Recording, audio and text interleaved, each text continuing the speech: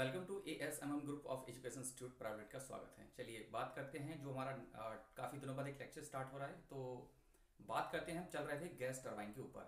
तो gas turbine में हमारा टॉपिक हो चुका था कि रीजनरेटिव और इंटरकूलर के बारे में हम ये बात कर चुके थे। आज हम बात करते हैं कि हमें एफिशिएंसी जब बढ़ाना है तो हम कैसे बढ़ाएंगे। तो हम बात करते हैं रीजनरेटिव की। रीजनरेटिव बेसिकली कुछ नहीं है, ये हीट एक्सचेंजर ही है। हीट एक्सचेंज मतलब हीट का आदान प्रदान करना। जब हीट एक्सचेंजर जो है ये एक्सचेंज करता है, जो टरबाइन से हीट आ रही है, जो कंप्रेसर से हीट जा रही है, वहां पर ये क्या होता है, एक्सचेंज करता है। या कह सकते हो कि ठंडे को गर्म करना, गर्म को ठंडा करना, ना एक्सचेंज करना, ये उसका काम करता है। मतलब वेस्टेज जो आपका हो रहा है उसको रोकता है। अगर आपका वेस्टेज रुक जाएगा तो इसका मतलब है कि आपकी एफिशिएंसी बढ़ जाएगी, जाहिर सी बात है। चलिए तो बात करते हैं रीजनरेटिव की। तो इसमें जैसे हमने बात की थी, बेसिक साइकिल है हमारा, ये हमारा कंप्रेसर है,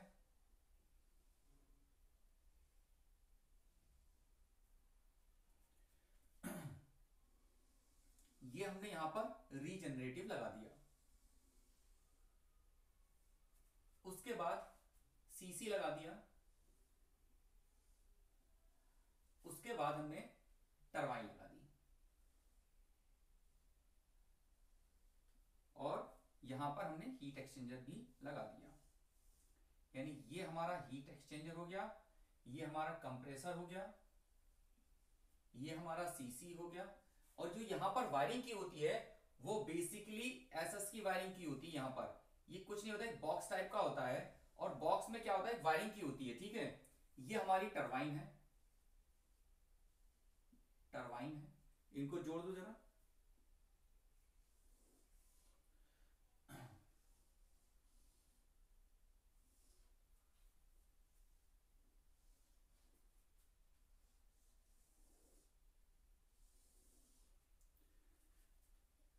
यहां पर क्या है, एंट्रोपी कांस्टेंट है, पहला पॉइंट, दूसरा पॉइंट,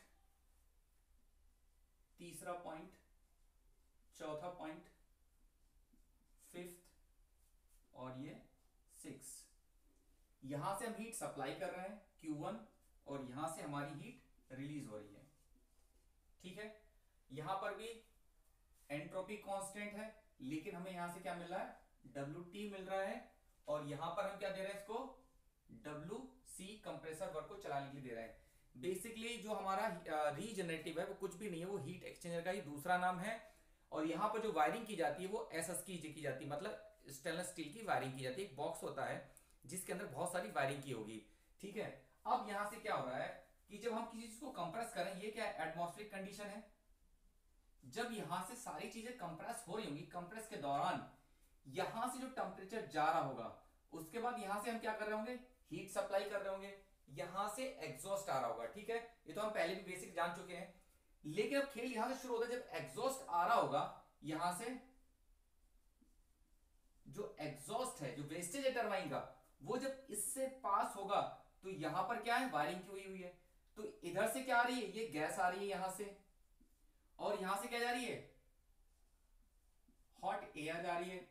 भाई आपने एयर को ही तो कंप्रेस किया हुआ है, एयर कंप्रेस करने के बाद यहां से गर्म हो गई और यहां से हॉट गैसेस आ रही हैं, जो किसका कॉम्बिनेशन है, एयर प्लस फ्यूल का कॉम्बिनेशन है। गैसेस इसी की तो बनी हुई है।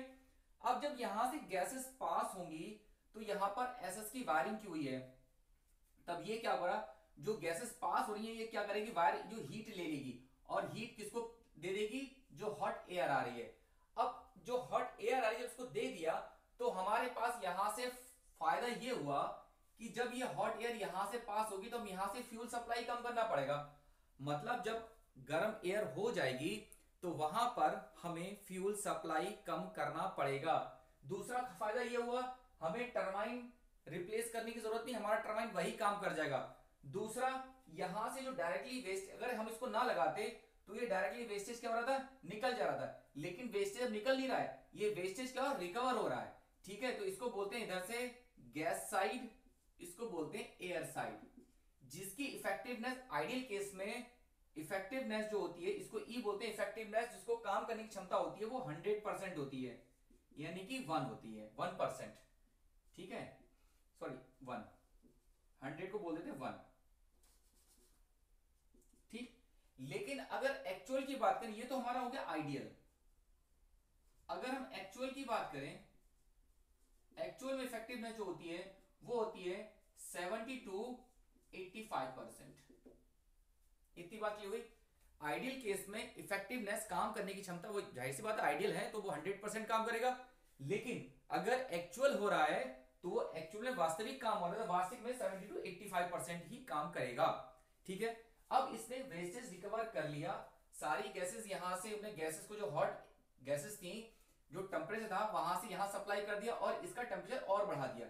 यहां से हमारा फ्यूल सप्लाई कम होगा, ठीक है, जिससे हमारा वेस्टेज क्या हो गया, कम हो गया। अब वेस्टेज कम होने से ये हमारा प्रेशर कांस्टेंट है बेटा, यहाँ पे ये भी प्रेशर कांस्टेंट है, ये भी प्रेशर कांस्टेंट है। ठीक है, अब देखिए यहां से हम बात करते हैं पीवी डायग्राम की।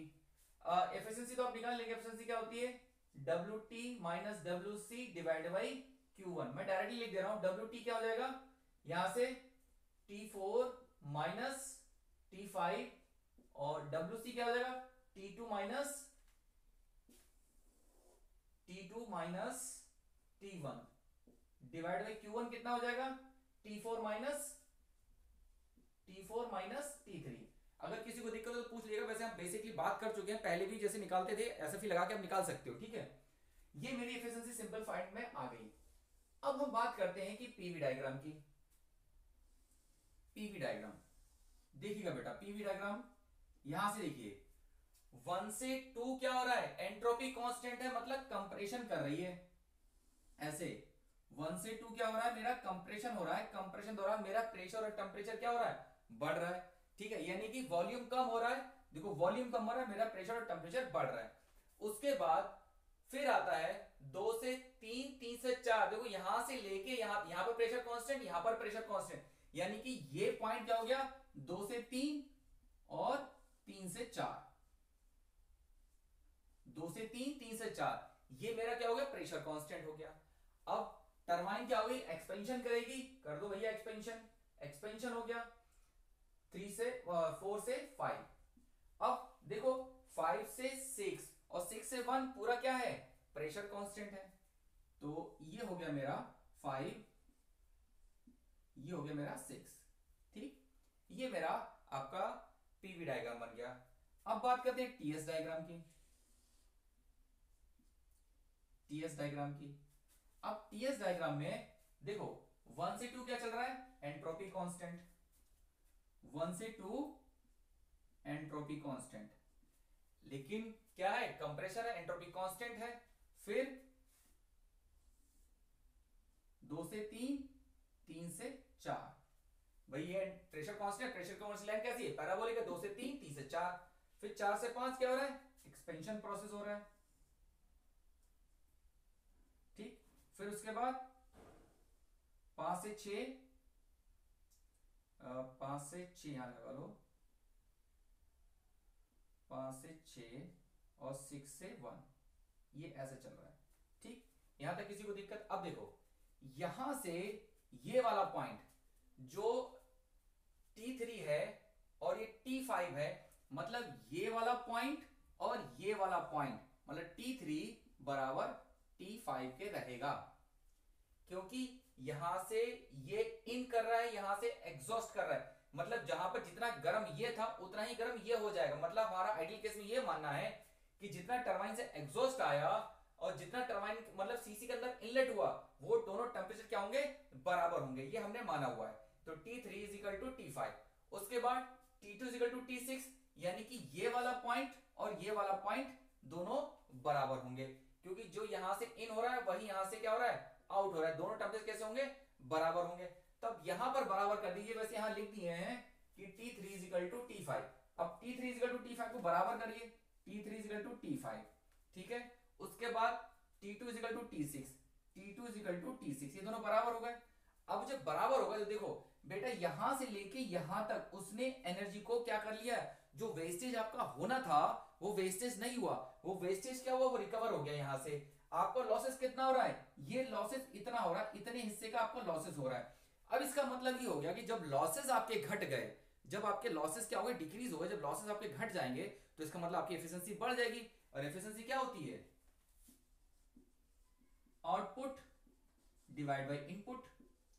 अगर आपका आउटपुट घट गया तो ये ऑलरेडी बढ़ जाएगा, तो ये बढ़ जाएगा पूरा का पूरा। भाई ये आपका आउटपुट क्या हो गया, जो आउटपुट था वो आपका क्या हो गया, डिक्रीज हो गया।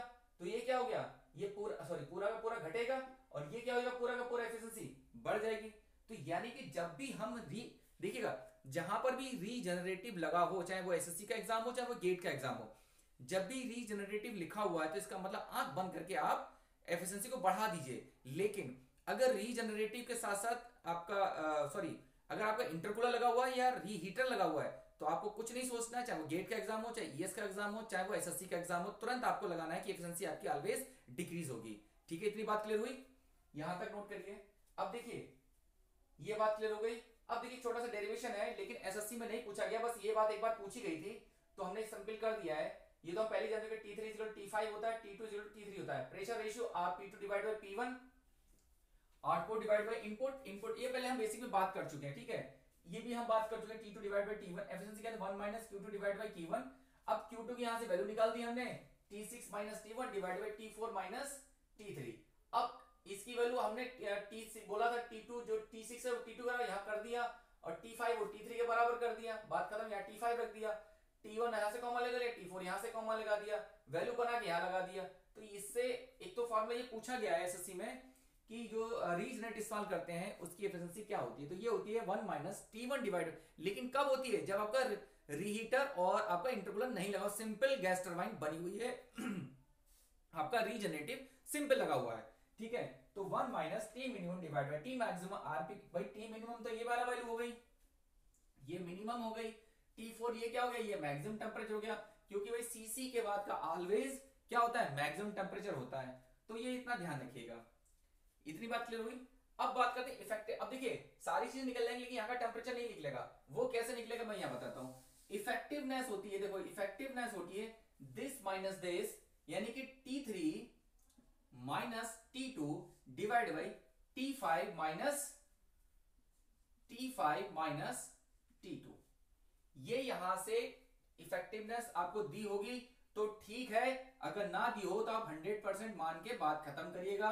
अगर दी है तो इफेक्टिवनेस के बाद वैल्यू पुट करेंगे और यहां से आपका T3 निकलेगा।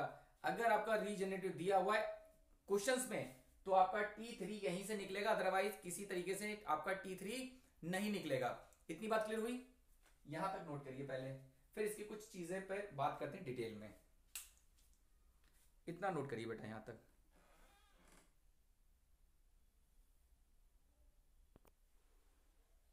चलिए आगे बात करते हैं एयर फ्यूल रेशियो की। अब सबसे बड़ी बात है, जब ऑब्जेक्टिव आता है आपका तो एयर फ्यूल रेशियो या न्यूमेरिकल पोर्शन आता है तो एयर फ्यूल रेशियो निकालेंगे कैसे, सबसे बड़ी बात ये आती है। तो हम बात कर रहे थे कि हमने पढ़ा था ओपन साइकिल, यानी कि ये हमारा था compressor,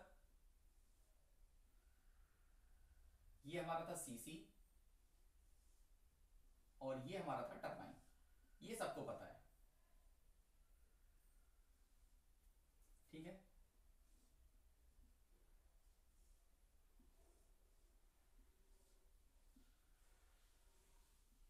compressor entropy constant, WC यहां सप्लाई कर रहे हैं इसको देने के लिए,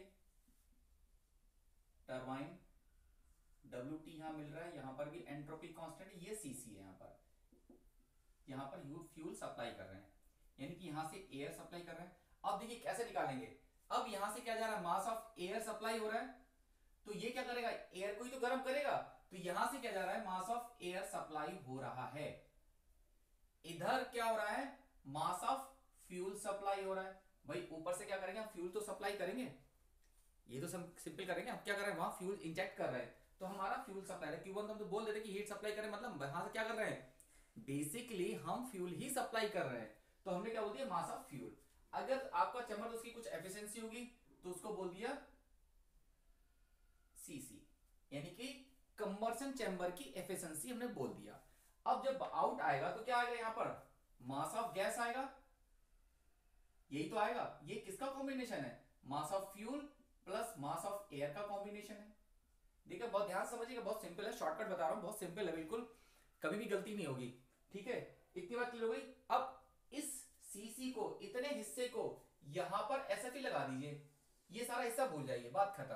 तो यहां से क्या जा रहा है, मास ऑफ एयर यानी कि H कौन सा है, 1 2 3 और 4, तो क्या जा रहा है H2 into mass of air, और तो कुछ नहीं जा रहा है, प्लस अंदर क्या जा रहा है, प्लस मास ऑफ फ्यूल। अगर कैलोरीफिक वैल्यू ले लो तो मतलब उसकी सीसी ले लो, सीवी कैलोरीफिक वैल्यू जो फ्यूल हम सप्लाई कर रहे हैं, तो कैलोरीफिक वैल्यू इनटू उसकी एफिशिएंसी, किसकी, कंबशन चैम्बर की एफिशिएंसी, बराबर बाहर क्या जा रहा है, मास ऑफ गैस इनटू क्या आ रहा है H3। अब H3 को तोड़ लो,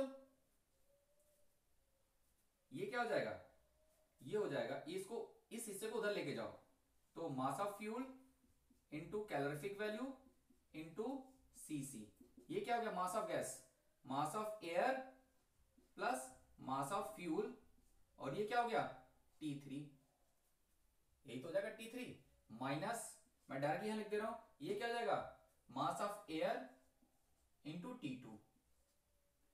अब देखो ये वाला हिस्सा अप्रोक्सीमेटली इस हिस्से के बराबर मान लीजिए, सिर्फ हम कर रहे हैं न्यूमेरिकल सॉल्व करने के लिए, मतलब जो हमने बोला है mass of air plus mass of fuel जो मास ऑफ एयर के बराबर है, ये हम थ्योरेटिकली बात कर रहे हैं, इसीलिए हम क्या करते हैं, इनको कॉमन निकाल लेते हैं बस, और कुछ नहीं करना है, mass of fuel into calorific value into CC, CC बराबर mass of air plus mass of fuel into T3 minus T2। ये मेरा फॉर्मूला बन गया बेसिक कॉन्सेप्ट के ऊपर, ओनली फॉर न्यूमेरिकल, चाहो तो लिख लेना, ओनली सॉल्व न्यूमेरिकली, ठीक है, ये सिर्फ न्यूमेरिकल सॉल्व करने के लिए, ऑब्जेक्टिव सॉल्व करने के लिए फॉर्मूला बनाया गया है, इतनी बात क्लियर हुई। अगर यहां से थोड़ा सा और इसको सिंप्लीफाई करना है, तो मास of fuel into calorific value, अब यहां से चाहो तो मास ऑफ फ्यूल ले लो बाहर, तो इनटू सीसी, तो क्या जाएगा, मास ऑफ फ्यूल बाहर आ गया, तो क्या बचा, mass of air divide by mass of fuel plus 1 into T3 minus T2, इससे ये कट जाएगा, तो क्या बचा आपके पास, calorific value into CC is equal to mass of air mass of fuel plus 1 और T3 माइनस T2। यहां से आपका एयर फ्यूल रेशियो निकल आएगा, जो सबसे ज्यादा टफ क्वेश्चंस बनते हैं इसी के आधार पे बन जाते हैं, लेकिन अगर आपने ये मेथड अप्लाई करेंगे तो सबसे ज्यादा सिंपल है, ठीक है, इतना नोट करिए पहले, यहां तक पहले इतना नोट करिए, उसके बाद आगे चलते हैं, पहले इतना नोट करिए। चलिए आगे बात करते हैं, two stage reheater, two stage intercooler, ये जब दोनों लगे हों तो इसका डायग्राम क्या बनेगा, चाहो तो लिख लीजिएगा, two stage intercooler plus two stage reheater, ठीक है, बना दिए, पूरा फुल डायग्राम बना रहे हैं हम लोग। ये मेरा हाई प्रेशर कंप्रेशर, ये मेरा लो प्रेशर कंप्रेशर, ये मेरा high pressure compressor low pressure compressor, ये मेरा क्या है, इंटरकूलर, ठीक, यहां से मेरा कंबशन चैम्बर सीसी, जहां से हम Q1 फ्यूल सप्लाई कर रहे हैं, उसके बाद रीहीटर यानी कि एक्सपेंशन, दो टरबाइन है, यानी कि हाई प्रेशर टरबाइन, उसके बाद रीहीटर यानी कि यहां पर Q1 डैश सप्लाई कर रहे हैं, उसके बाद दूसरी टरबाइन जिसको बोलते हैं लो प्रेशर टरबाइन, ठीक है, उसके बाद आपका हीट एक्सचेंजर ये लगा हुआ है, मतलब दोनों साइकिल को हमने कंबाइन किया हुआ है, ठीक है।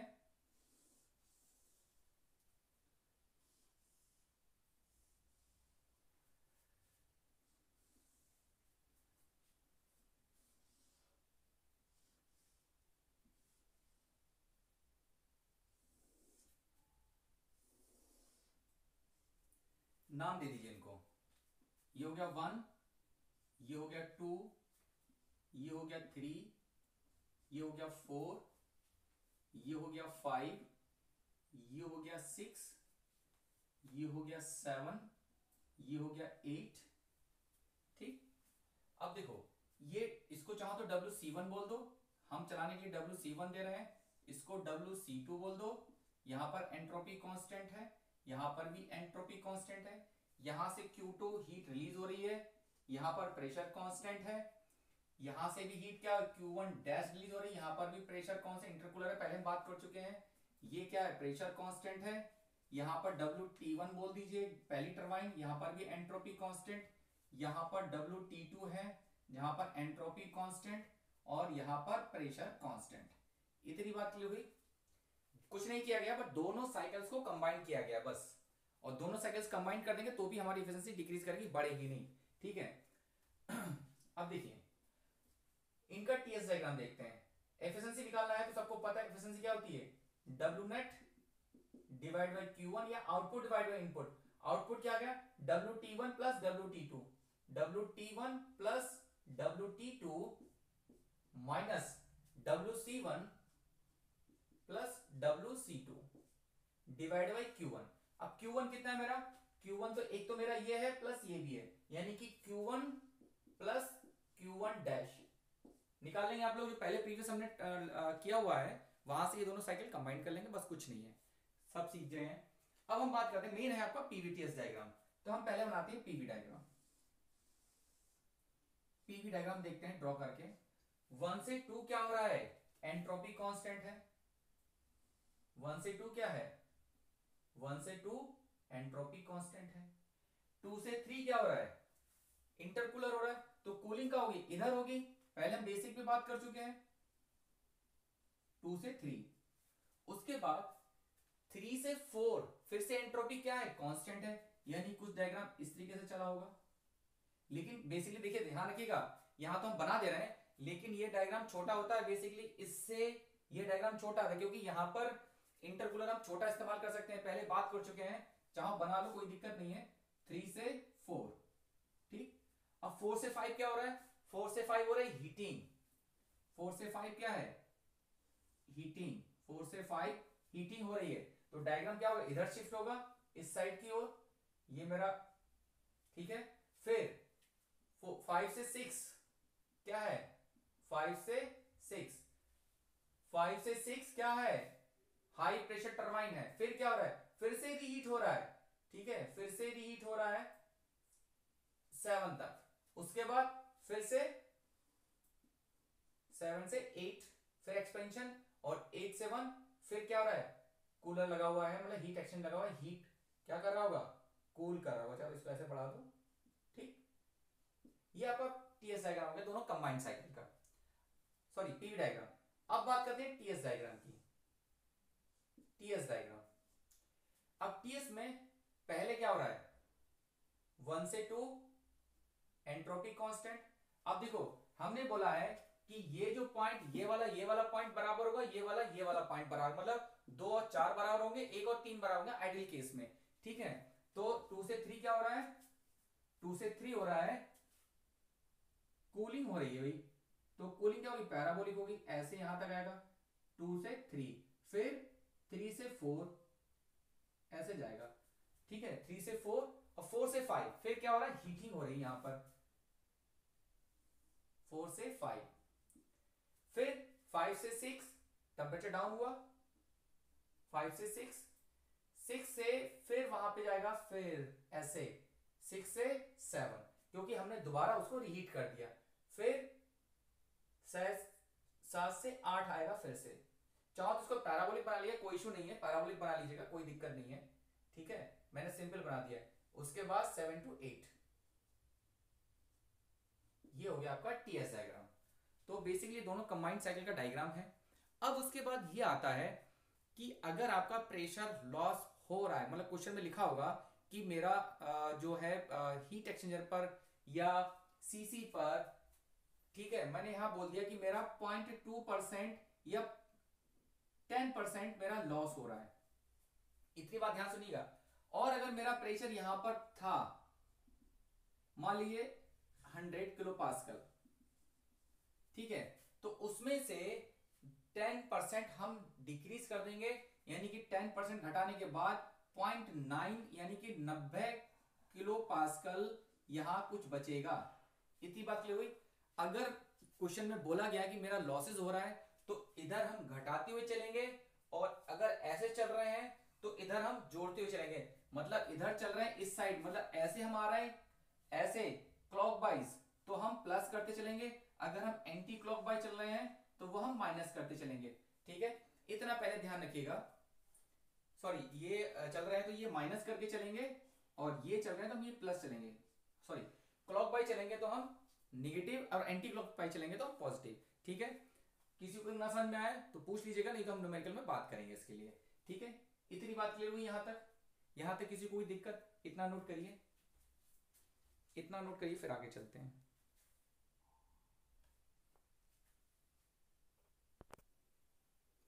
चलिए आगे बात करते हैं। कंप्रेसर इन एक्चुअल, कंप्रेसर एफिशिएंसी इन एक्चुअल। अब देखो, ऐसा तो नहीं है कि कोई भी चीज हमेशा आइडियली काम कर रही हो, उसमें क्या होंगे, लॉसेस भी होंगे। तो लॉसेस में हमने देखा, जैसे हमारे कंप्रेसर, ये बेसिक डायग्राम था हमारे पास, कंप्रेसर था, टरबाइन था, सीसी था, हीट एक्सचेंजर था। अब जब इसमें लॉसेस होंगे, लॉसेस का मतलब जब ये जो पार्ट है वो रोटेट कर रहे होंगे, जब पार्ट रोटेट करेंगे तो क्या लगेगा, फ्रिक्शन लगेगा। फ्रिक्शन की वजह से टेम्परेचर कुछ ना कुछ बढ़कर ही आउटपुट पर आएगा, कम नहीं आएगा। तो यहां पर जो जो कंप्रेसर है जब सप्लाई कर रहे हैं, तो यहां से यहां से मतलब T1 बोला हमने, T2 बोला, और ये T3 बोला, इसको T4 बोला। तो ये तो हमारा जो विदाउट डैश नहीं है लगा हुआ है, सिंपल है, T1 T2 T4। तो ये क्या है, ये बेसिकली आइडियल केसेस हैं। ठीक है, लेकिन अगर यहां हमारे पास T2 डैश या T4 डैश लग गया, इसका मतलब क्या हो रहा है, ये एक्चुअल में काम कर रहा है।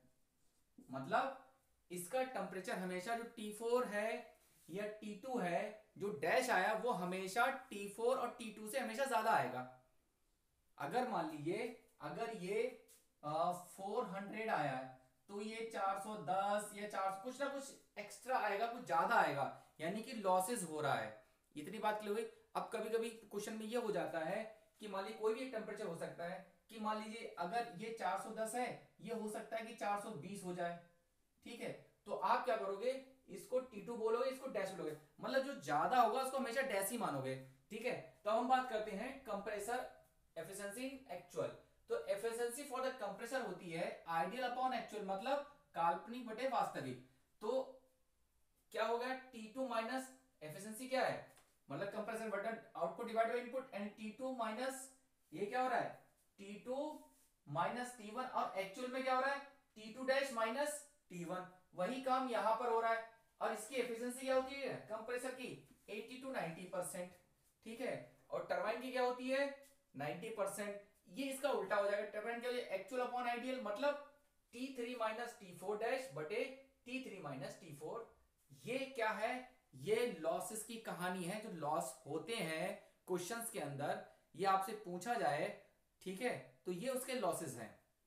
तो यहां पर ये लॉसेस ध्यान रखिएगा, क्योंकि इसमें बड़ा कंफ्यूजन होता है, जब क्वेश्चन करेंगे तो बार बार लॉसेस की कहानी आएगी या प्रेशर ड्रॉप की कहानी आएगी, तो उसमें बड़ा दिक्कत होगी ये। तो ये सब चीजें इतनी ध्यान रखिएगा जिससे कि आपको दिक्कत नहीं होगी। जब हम न्यूमेरिकल करेंगे, पोर्शन करेंगे, तो इसमें आपको दिक्कत नहीं आएगी। यहां तक किसी को दिक्कत है तो बोलिए।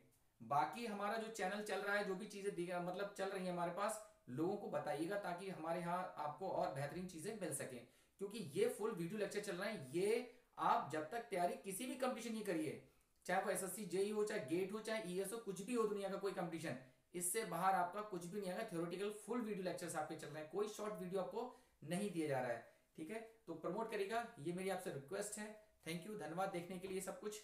चलिए मिलते हैं फिर नेक्स्ट लेक्चर में। ठीक है, थैंक यू, वेलकम।